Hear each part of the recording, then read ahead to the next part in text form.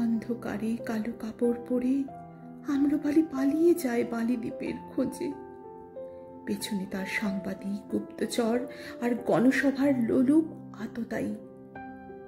ত্রস্ত চোখ, লাস্যতার আচ্ছাদিত বিষাদ কালো মেঘে। আম্রপালি বাঁচতে চায়, কিন্তু সমাজ চায় প্রমাণ লোভ। সুনন্দিত কপালে তার সদ্য ক্ষত দাগ। ঢিল মেরেছে পুরুষ যারা তার প্রেমিক ছিল আগে। ঢিল মেরেছে গ্রামের মানুষেরা।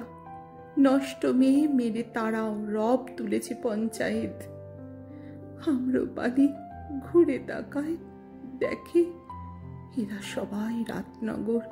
ওই যে অনন্দ, ওই যে শ্যাম, সব এরাই তাকে নামিয়েছিল চোরাবালির ফাঁদে। গণিকালয়, মীনা বাজার তৈরি করে কারা? প্রতিযুগে ইন্দ্র কেন উর্বশীর অধীশ্বর হন? আম্রপালি প্রশ্ন করে, প্রশ্ন মুছে যায়। অন্ধকারে সাদা কাপড় পরে আম্রপালি স্মরণ নেয় অমিতাভর পায়ে, আছড়ে পড়ে শান্তি চায়। পেছনে ছুটে আসে হাউস অব কমন্সের গুপ্তচর দল। হাসপাতালে আম্রপালি আরোগ্যের জন্য শুয়ে থাকে। তখনও তার চতুর্দিকে টেলিভিশন চোখ।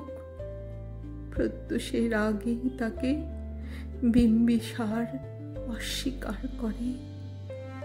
এই পুরুষ, এই প্রেমিক, বৈশালীর সুনাগরিকগণ গণসভায় রায় দিয়েছে আম্রপালি পরম নারী, নিয়তি তার নগরনটি হওয়া।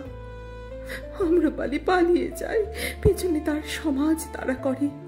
আম্রপালি বাঁচতে চায় আম্রপালি, কিন্তু সমাজ চায় প্রমাণ লোভ।